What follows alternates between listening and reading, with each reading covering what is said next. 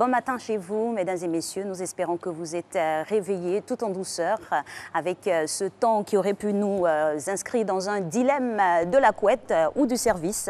Ben, le choix est tout de suite fait. Nous préférons rester en votre compagnie et vous occuper en ce matin pluvieux qui a ce parfum de tendresse qui se dégage. Et c'est dans cette ligne droite-là que nous voulons intervenir aujourd'hui dans le cadre de Matin Bonheur. Matin Bonheur aujourd'hui qui s'arrime bien sûr au sujet de la famille qui est malheureusement touchée par cette réalité que nous vivons au niveau mondial qui est le Covid-19.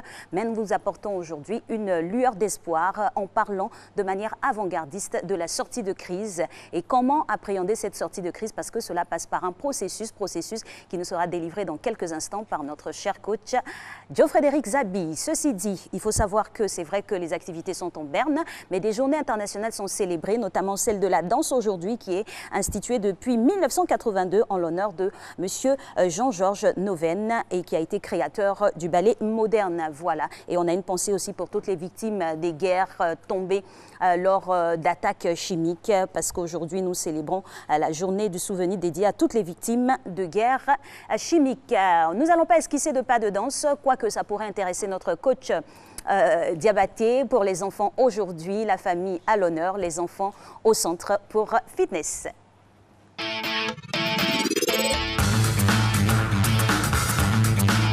Bonjour, chers parents, je vois à la maison, quoi Diabaté pour vous servir.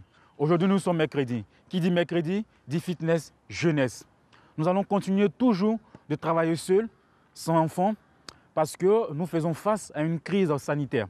Donc, sur ce, nous allons mettre en place pour débuter la séance. C'est une séance de bâton pour les enfants. OK? Et sur place, on va commencer l'échauffement. Allez, c'est parti, le bâton. Avec la musique, on marche tout doucement. Bouge, bouge, continue de bouger. OK, c'est l'échauffement. Allez, on bouge. Continue de bouger. La musique est faite pour les enfants.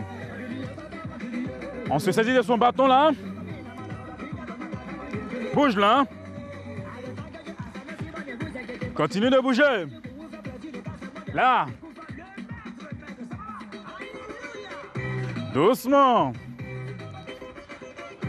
Nous sommes dans la séance à proprement dite. Les enfants veulent doucement le mouvement. Doucement le mouvement. Doucement le mouvement. Bouge. Continue. Pause. Reste là. OK? Il ne faut pas se presser. Bouge là. Doucement. Bouge là. Continue. Voilà. Sur place là. Pose ton bâton. On va réaliser le mouvement tout doucement. OK? Là. Doucement. Bouge. Bouge. Bouge. Continue. Pause. Change.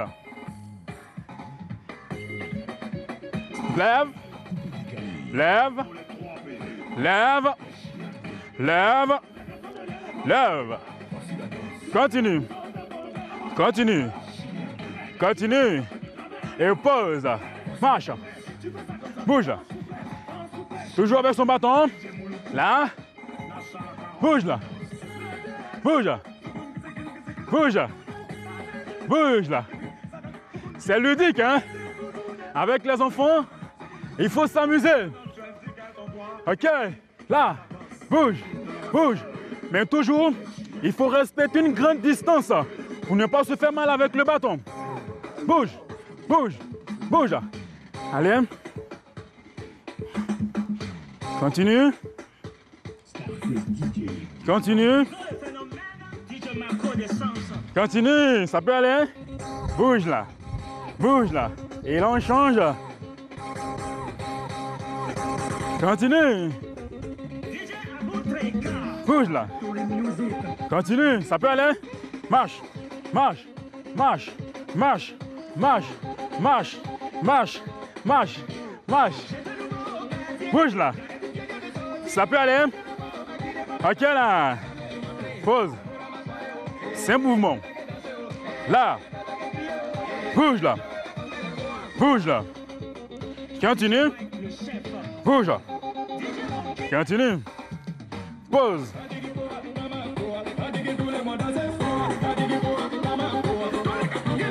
Bouge.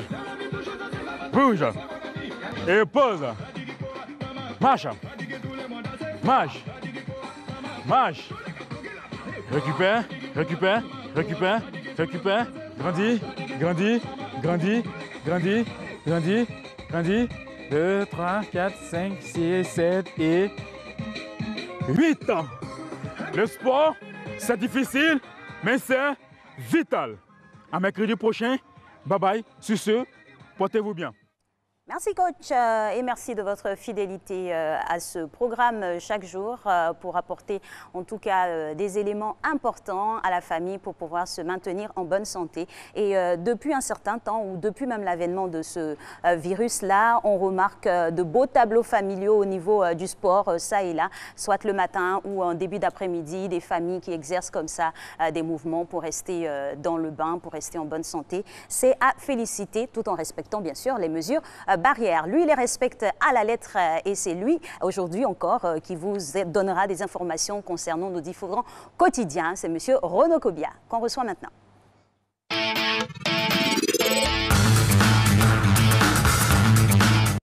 Coucou Renaud. Bonjour Alix. Bonjour. Alors on démarre avec cette revue de presse par cette nouvelle.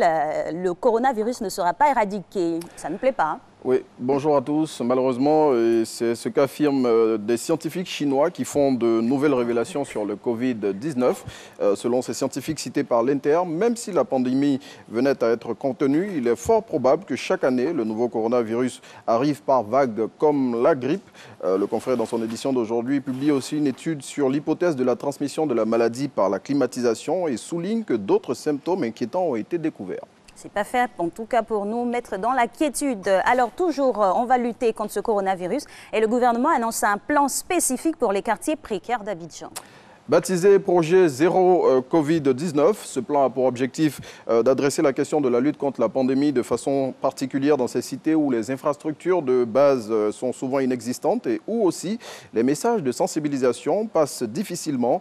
Selon le ministre de la Ville, François Amicha, qui est cité par le quotidien Le Matin, la question des quartiers précaires doit être traitée avec une extrême urgence au risque d'en faire de puissants foyers de contamination. Éducation nationale maintenant, les cours à distance, la RTI augmente le temps de passage du téléenseignement. Tout à fait. Les horaires des cours à distance dispensés sur les chaînes du groupe RTI ont connu des réaménagements depuis le début de la semaine. À en croire les autorités ivoiriennes, cette nouvelle donne a été dictée par l'engouement que les élèves et leurs parents manifestent pour ce système d'enseignement mis en place par les autorités en vue de sauver l'année scolaire en cours. Ainsi, désormais, du lundi au vendredi, ces cours sont disponibles sur les différentes chaînes aux heures suivantes. RTI 1 de 15h05 à 16h05, RTI 2 de 9h00 à 10h05, Radio Côte d'Ivoire de 10h10 à 10h40 et Fréquence 2 de 15h à 16h. Ça, c'est une bonne chose. Alors, les députés ivoiriens sont de retour à l'hémicycle. Oui, Fraternité Matin dévoile le nouveau mode de fonctionnement de l'Assemblée nationale. Selon le confrère qui cite une note du Parlement ivoirien, désormais, les travaux parlementaires s'effectueront avec la participation de 50 députés tout au plus répartis entre les différents groupes parlementaires, le personnel administratif et la presse, et ce, conformément aux mesures prises par le gouvernement. Parlons justement de l'Assemblée nationale. Le procès de l'ex-président de cette institution devant le tribunal d'Abidjan s'est tenu hier. Oui, et la presse nationale de ce jour, dans son ensemble, en fait les échos. Illustration avec le Patriote qui lance à sa une. Procès pour les faits de recel de biens publics et blanchiment de capitaux. Soro Guillaume a été condamné à 20 ans de prison et un nouveau mandat d'arrêt a été lancé contre lui. Et on continue de parler de ce procès dans le quotidien le matin. Oui, et le confrère qui s'interroge. Après avoir été condamné à 20 ans de prison, que peut encore Soro? À noter que l'ex-premier ministre est privé de ses droits civiques pendant 5 années et doit verser en termes de dommages et intérêts près de 7 milliards de francs CFA à l'État de Côte d'Ivoire. Et on referme cette revue de presse avec une situation qui malheureusement prend de l'ampleur en cette période de crise. Oui, et là, cette situation, ce sont les violences conjugales qui sont signalées un peu partout dans le pays. Soir Info, dans son édition de ce jour, fait cas d'une de ces situations avec un militaire qui a tabassé sa femme et l'a jetée dehors avec leurs enfants. C'est vraiment dommage et ça n'a pas de mots. En plus, quelqu'un qui est censé protéger les populations qui s'adonnent à ce genre d'acte-là. C'est sans commentaire. Merci à vous. Heureusement qu'on a docteur Zabidjo sur le plateau. Oui, ça fait 1000 fois qu'on dit, voilà, il ne faut pas taper, il ne faut pas toucher, il ne faut pas faire preuve de violence de part et d'autre. Mais bon, la répétition est pédagogique. Je pense que la répression fera plus d'effet. Oui, j'imagine. Exactement. On se reverra avec beaucoup de plaisir vendredi. Vendredi, c'est bien cela. Alors, on poursuit cette émission avec notre phase thématique de ce jour, à savoir la famille qui campe aujourd'hui le sujet de comment préparer l'après-Covid. Voilà, c'est la question qui penche, sur laquelle nous nous penchons et notre intérêt est suscité là-dessus parce que voilà, ce truisme funeste que nous impose le coronavirus ne nous enlève pas l'espoir de se dire que un moment, il faudra que cela s'arrête. Et donc, on prépare l'après-crise. L'après-crise, ça passe par une démarche pédagogique, une démarche à suivre, une démarche minutieuse que nous allons faire parcourir avec notre cher docteur Coach Zabi qui est déjà là en plateau. Le temps pour nous de vous envoyer le jingle avec Jacques Brou et on le reçoit.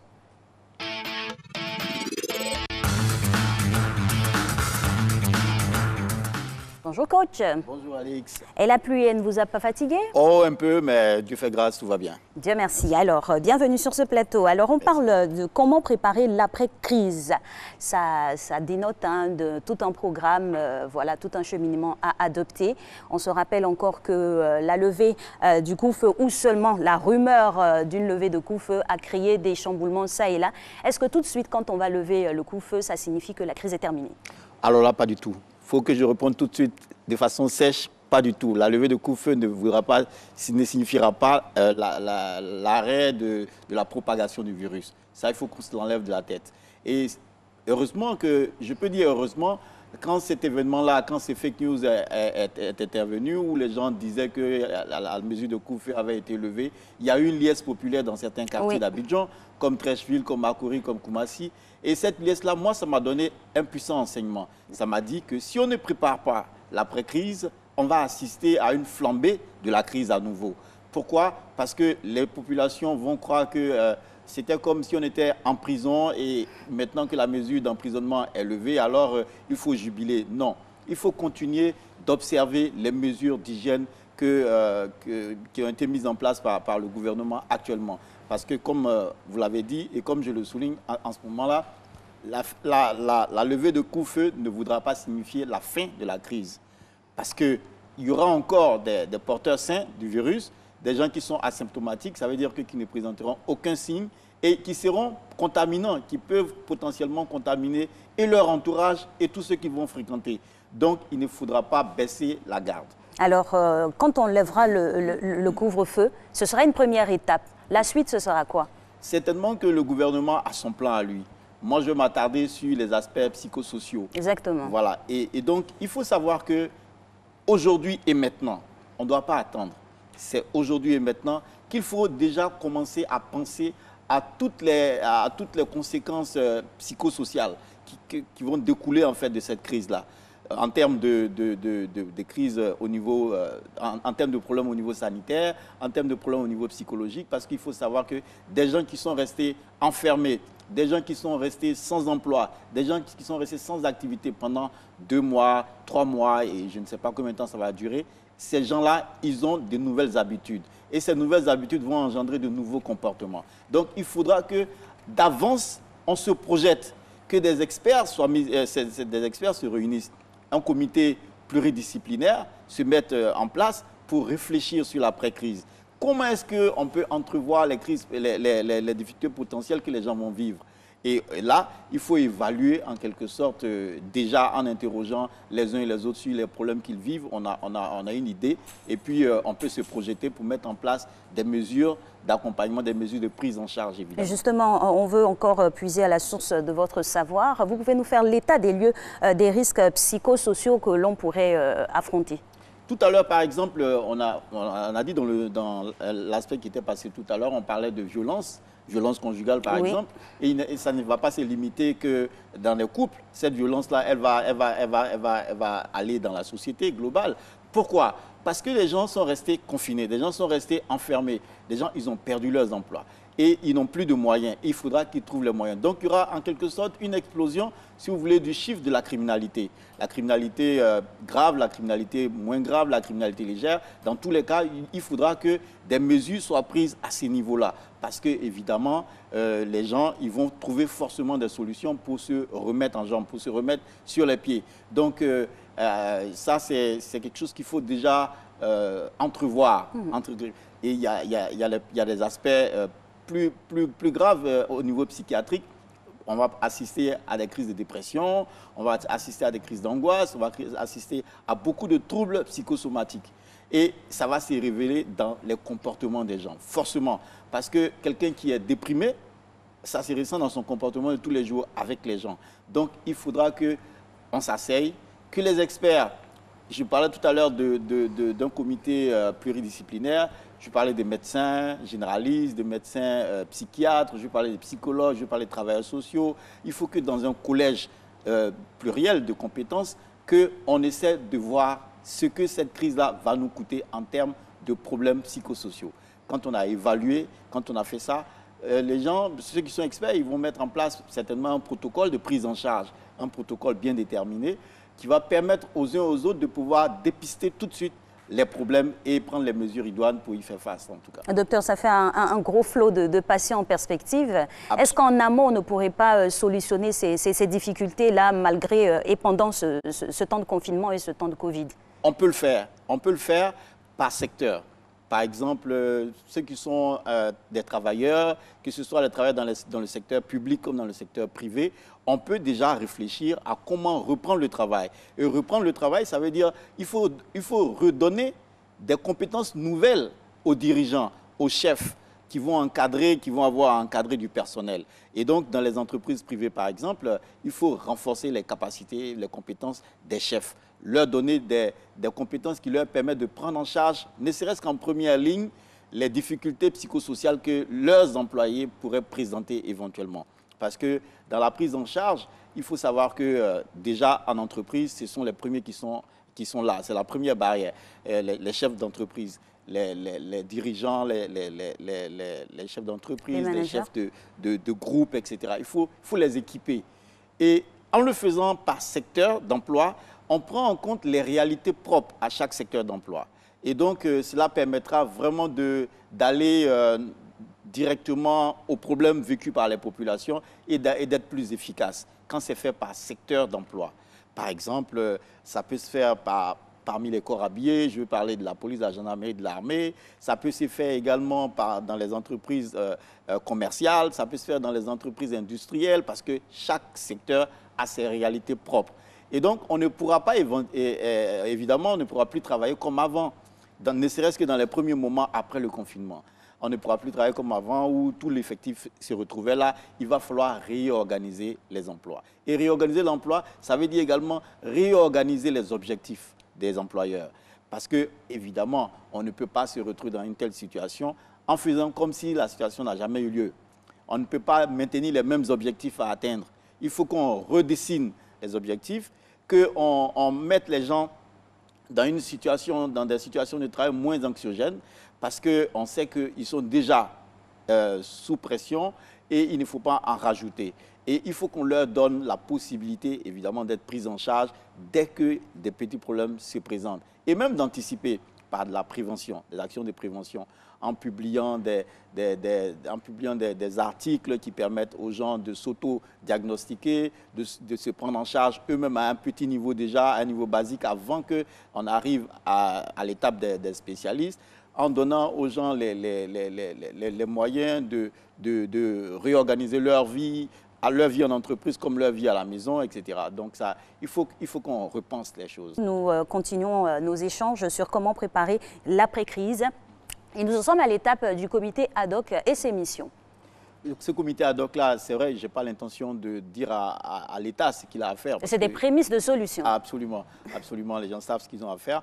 Mais il serait intéressant que les différents ministères qui sont concernés en première ligne, je parlais du ministère de la Santé, je parlais du ministère de l'Emploi, de la fonction publique, je parlais du ministère des Affaires sociales, je parlais du ministère également des industries et du PME, commerce, du PME, etc. petite et moyenne. Il faut que dans un collège ministériel, que les gens s'asseyent, qui réfléchissent à comment redémarrer les activités par rapport à l'après-crise. Redémarrer. Il faut qu'on ait une vision prospective, en fait, qu'on se projette dans 1 mois, qu'on se projette dans 2 mois, qu'on essaie de voir comment est-ce que les choses vont se faire en tenant compte, bien évidemment, de la psychologie de l'Ivoirien. Parce que l'Ivoirien a une psychologie particulière. Et l'Ivoirien a une psychologie qui est un peu récalcitrante. Il faut qu'on en tienne compte, qu'on ne soit pas dans des leurres en disant, bon, l'idéal aurait été que.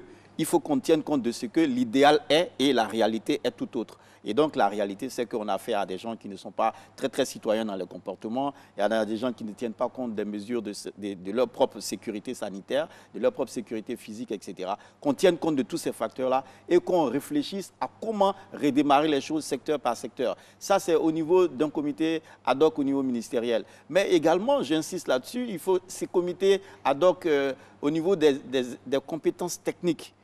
Les médecins, les psychologues, etc. Il faut qu'ils s'asseyent. Et ce n'est pas demain, ce n'est pas après-demain, c'est aujourd'hui. Il faut que l'après-crise soit préparée aujourd'hui. Qu'on se dise que cette histoire, on va en sortir.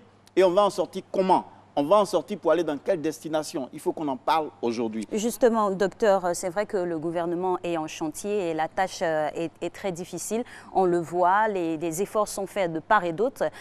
Ici, nous voulons invoquer justement la part du citoyen lambda. Vous avez parlé justement de la psychologie de l'Ivoirien.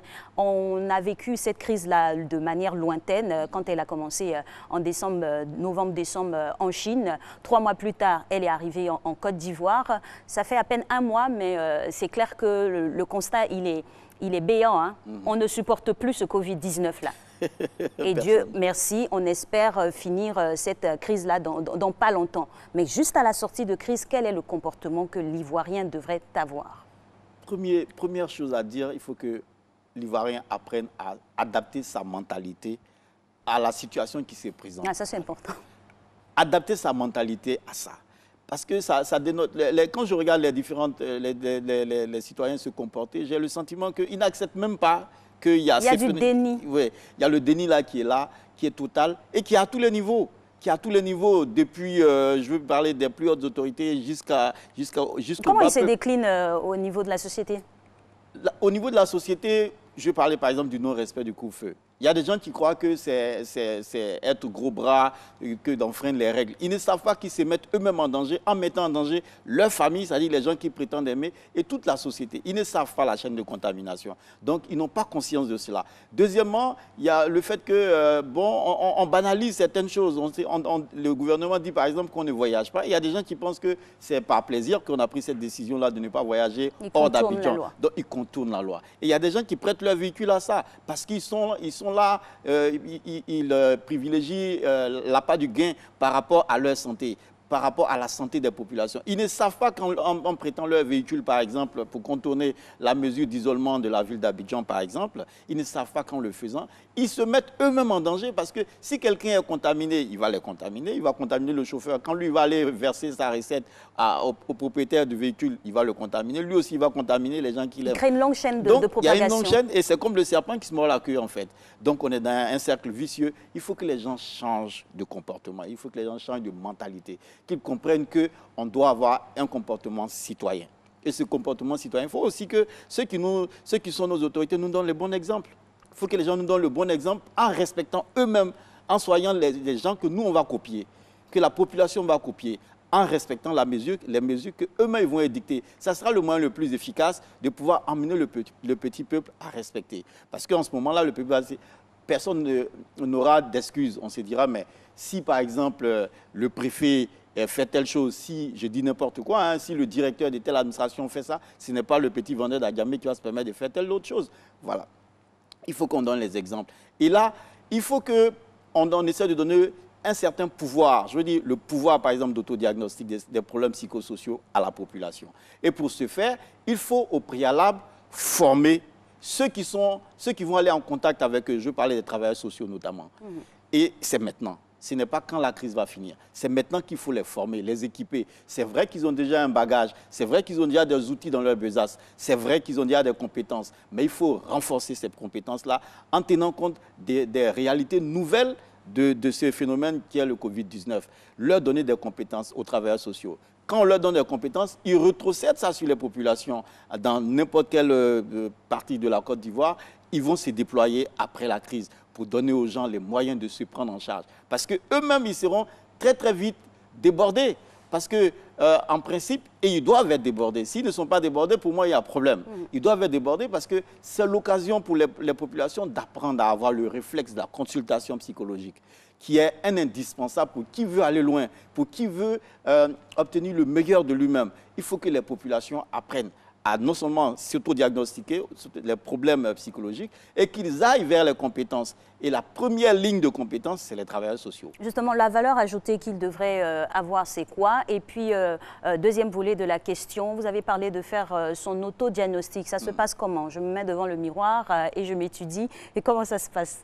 En principe, on va essayer de schématiser ça très simplement. D'accord. Des médecins qui sont experts, je dis les médecins psychiatres en l'occurrence, ils vont venir former un collège de travailleurs sociaux. Je parlais d'assistants sociaux, d'éducateurs spécialisés, de tous ceux... Sans oublier les leaders communautaires. Voilà, les chefs religieux, etc.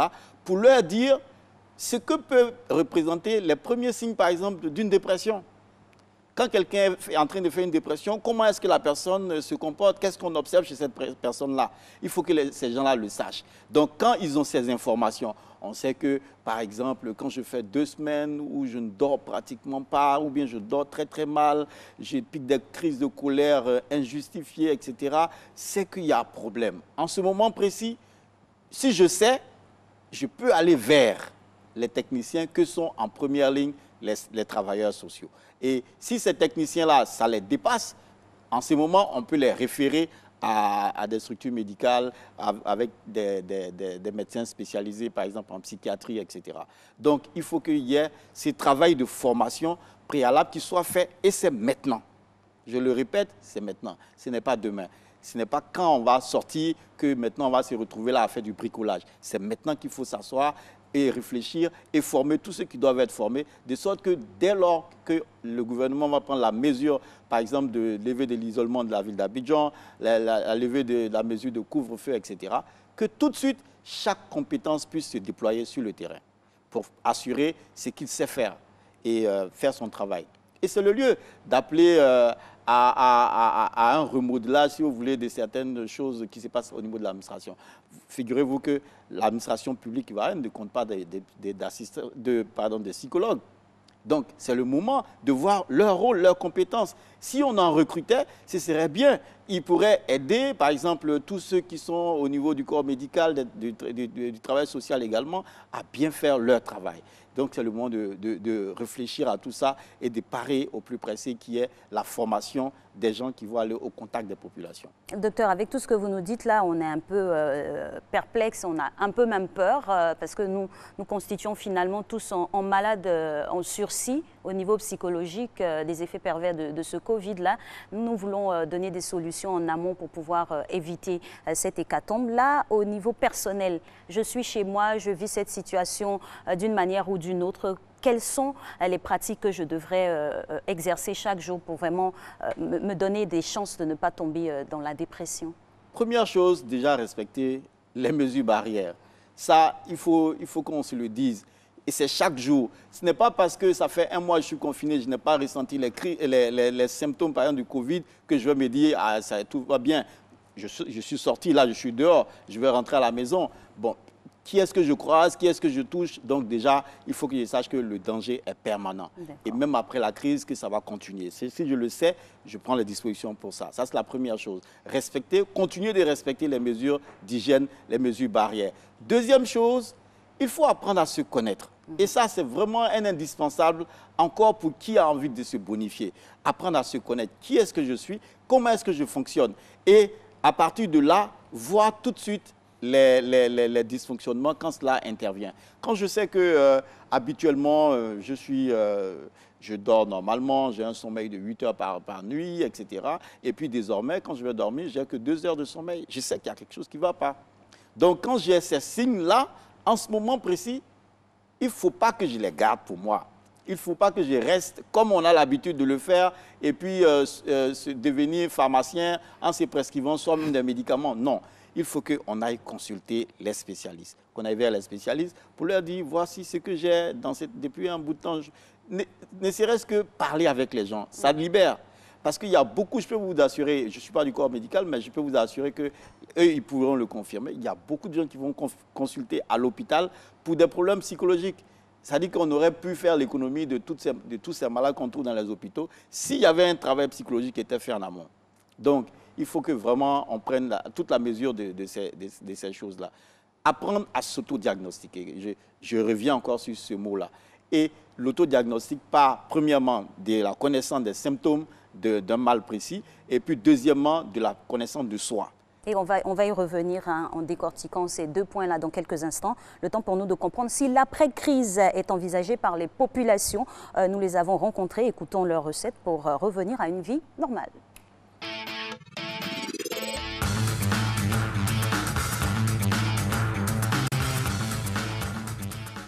Ce que nous prévoyons au niveau de la famille, vraiment c'est remettre les enfants au travail parce qu'il faut reconnaître que ce n'est pas facile pour eux d'étudier. C'est vrai, on va les faire étudier, enfin on les fait étudier de temps en temps, mais ce n'est pas du tout facile. Mais dès que la crise va finir, c'est les études, ce qui doit rester. Et je vais veiller à ce que ça reste, c'est l'hygiène. Il faut que l'hygiène puisse rester. La crise nous a habitués à un certain mode de vie, notamment savoir qu'il faut respecter les mesures d'abord du gouvernement quant à la prise en charge ou la gestion même d'une crise en général. Donc avec tous les gestes qu'ils nous ont enseignés, c'est-à-dire les gestes barrières, se laver les mains, je pense que c'est des choses qui devraient continuer parce que ça nous permet quand même nous-mêmes de nous protéger et protéger notre entourage. Bien entendu, après cette pandémie, on gardera toujours les mêmes bonnes manières de laver toujours régulièrement les mains et puis garder toujours la distance entre les proches et nous. Voilà, on va épiloguer sur le dernier intervenant sans pour autant minimiser les autres interventions. Garder les bons gestes et notamment garder la distanciation sociale. Est-ce qu'il faut maintenir la distanciation sociale quand on est passé après la crise? Il le faut dans un premier temps. Quel serait le bien fondé? Le bien fondé, c'est toujours de maintenir les mesures sanitaires, les mesures d'hygiène. Parce qu'on sait comment est-ce que le virus se transmet. On sait qu'à une distance de 1 mètre, on peut transmettre, à moins d'1 mètre, on peut transmettre la maladie à celui qui est notre vis-à-vis. Ce vis-à-vis peut être notre femme, ce vis-à-vis peut être notre enfant, ce vis-à-vis peut être quelqu'un qui nous est proche. Donc, pour ne pas que ça arrive, il faut qu'on maintienne la distanciation sociale. Donc, ce n'est pas par effet de mode, parce que les Chinois le font, les Français le font, qu'on va le faire. On le fait parce que c'est important pour nous. Donc ça, déjà, je lui tire mon chapeau pour avoir fait cette remarque-là. C'est très bon de conserver cette mesure. Du coup, tout de suite, désolé de vous interrompre, la question que j'ai envie de vous poser, quel serait le visage de cette fin de crise? C'est vrai que ça perturbe complètement nos schèmes de pensée, nos comportements, ça perturbe nos façons d'être en tant qu'Africains. Les Africains, c'est le traditionnel atout, voilà. Ce sont les accolades. Les cérémonies, les anniversaires voilà. Réglementaires maintenant. Ça, c'est nos habitudes. Mais, à situation nouvelle, comportement nouveau. À situation nouvelle, façon de penser nouvelle. À situation nouvelle, monde nouveau. Donc, il faut s'adapter. C'est vrai, moi, j'ai la ferme conviction qu'on ne va pas rester dans cette distanciation-là pendant très longtemps. C'est juste qu'on arrive à trouver un vaccin contre le virus, qu'on arrive à trouver des remèdes efficaces de prise en charge. Quand ça c'est fait, je pense qu'on pourra revenir à nos habitudes.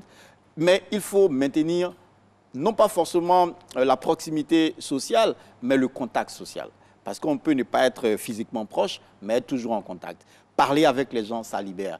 Parler avec les gens, ça soigne, ça guérit. Donc, il ne faut pas il ne faut pas rompre ça. Il faut qu'on maintienne le contact avec les gens. Et ça pourra être très, très bénéfique pour tout le monde. Et donc, pendant ce temps de confinement-là, on est en train d'aller, je pense, j'espère qu'on est en train d'aller vers la fin. Et donc, pendant ce moment, c'est actuellement, on l'a dit et je ne cesserai de le dire, c'est le moment de se remodeler, de se reformater. Je passe du temps à la maison, il faut que je me bonifie. Parce que si je sors de cette crise-là en étant la même personne, c'est que la crise ne m'a servi à rien. Et ça passe par quel paradigme et prisme? Par exemple, on a des projets. On avait des projets et ces projets-là ont été quelque peu interrompus. Il ne faut pas qu'on les reprojette sans tenir compte de ce qu'il y a eu un temps et de ce que... Et qu'il y a des effets. Des effets, des habitudes vont changer, les gens ne vont plus faire ceci ou cela. Des incidences financières, psychologiques. Donc si on reste dans nos canevas anciens en se disant, bon, dès que la crise finit, avant j'organisais des séminaires où j'avais 100 personnes, je vais continuer d'organiser des séminaires à 100 personnes, je vais me mettre le doigt dans l'œil. Parce qu'après, je vais constater que ça n'est pas comme ça que ça marche. Parce que les gens même si le gouvernement ne dit pas, mais par mesure de sécurité, les gens ne vont plus venir. Donc, pendant cette crise-là, c'est à moi de réfléchir. Savoir que, bon, ok, comme moi, mon activité essentielle, c'est l'organisation des séminaires, etc., j'ai envie de continuer ça, mais comment faire pour ne pas que ça pose problème aux gens, tout comme à moi? Donc, il faut que je réinvente ma façon de faire. Donc, je maintiens la même activité, mais je réinvente la façon de faire, qui est, par exemple, que je le fasse via Internet, par exemple. Et donc, là, ça permet aux gens de rester chez eux et de bénéficier de mes compétences, par exemple. Donc, c'est vraiment le moment de préparer le rebondissement. Parce qu'il ne faut surtout pas qu'on sorte de là sans tirer de leçons. Dieu permet que les événements nous arrivent pour que ça nous recadre, ça nous réoriente, ça nous permet de nous réorganiser, de rebondir, de nous bonifier. Et donc, ce Covid-19-là est venu, c'est vrai, pour casser certains paradigmes, pour casser nos habitudes, pour casser nos façons de faire, c'est vrai. Mais il faut qu'on montre à ces virus, qu'on se montre à nous-mêmes que nous sommes des humains. Et la singularité, la particularité des humains, c'est l'adaptation. L'adaptabilité de l'humain. C'est-à-dire qu'une situation se présente et puis on fait corps avec la situation et on redevient quelqu'un de nouveau, avec de nouvelles façons de faire. Il faut qu'on se projette. On pourra avoir l'option de reconversion, pourquoi pas. Vous avez parlé d'un fait très important, à savoir l'humain et son humanisme. Je vais avoir un spectre assez universel. Aujourd'hui, c'est un problème qui touche le monde entier. Quels devraient être nos rapports avec les autres compatriotes d'autres pays ? Parce que voilà, c'est clair, hein, on aura des fois des réticences à s'approcher de telle ou telle nation. Ce n'est pas fait pour bénéficier à l'intégration.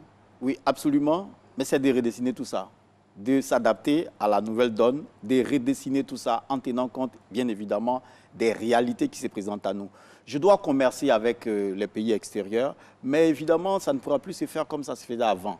C'est à moi de réfléchir. Et là, c'est le moment. C'est à moi de réfléchir à comment je vais faire les choses. Avant, je pouvais bénéficier de l'aide de parents qui sont en Europe, etc., parce que moi, je suis en Afrique ici. Mais désormais, mon parent qui est en Europe, lui aussi, il a des problèmes. Il a des problèmes, donc certainement qu'il ne va plus me soutenir comme il me soutenait avant. Donc, c'est à moi de réfléchir, à ne pas avoir à tendre la main, mais plutôt à travailler de sorte que ma main ne soit plus tendue. C'est à moi de réfléchir à ça. Et je le répète, c'est le moment. C'est aujourd'hui, pas demain. C'est maintenant, pas demain. Il faut qu'on réfléchisse, qu'on tienne compte, qu'on accepte le phénomène. C'est-à-dire quitter le cercle du déni, venir dans le cercle des responsabilités. Et le cercle des responsabilités, là-dedans, il y a l'acceptation. Dans le cercle des responsabilités, il y a l'acceptation, il y a le fait de pouvoir se renouveler et puis de rebondir.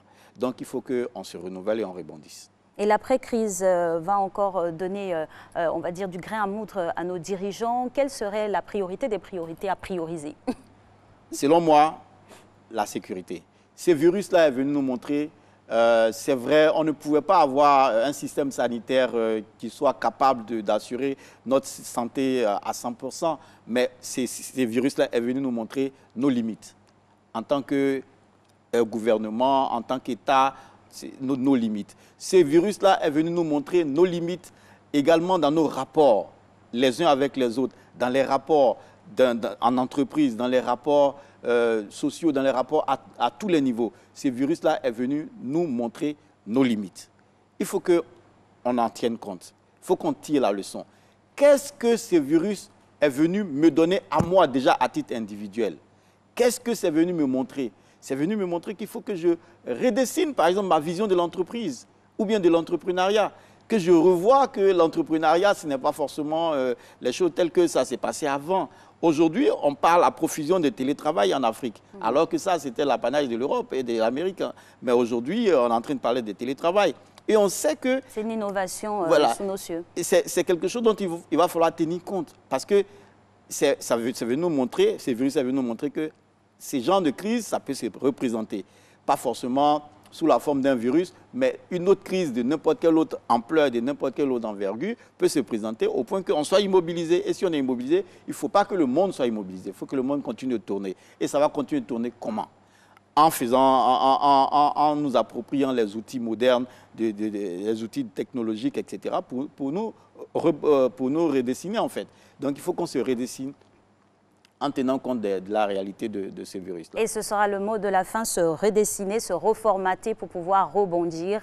C'est vrai que le Covid-19 a eu cette légèreté de toucher un peu à tous nos prérequis, à tous nos fondamentaux, mais restons fermes dans notre lutte de vaincre cette maladie en adoptant tout de suite les mesures barrières et en respectant les strictes lois édictées par nos gouvernants. Merci de nous avoir suivis. Merci à vous, docteur, pour cette contribution haute combien importante. Je vous retrouve avec grand plaisir vendredi.